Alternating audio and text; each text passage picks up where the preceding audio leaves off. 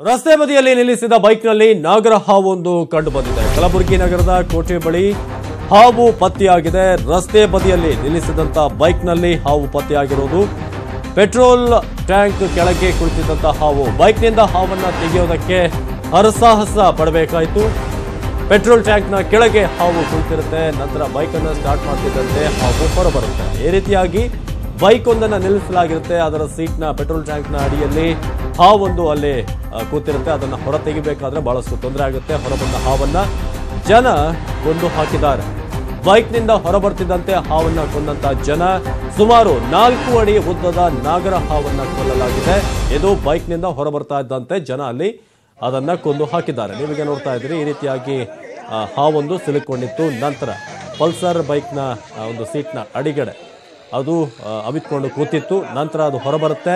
Bike start ಮಾಡಿದ ಮೇಲೆ ಆಗ ಹಾವನ್ನ ಸಾಯಿಸಲಾಗಿದೆ.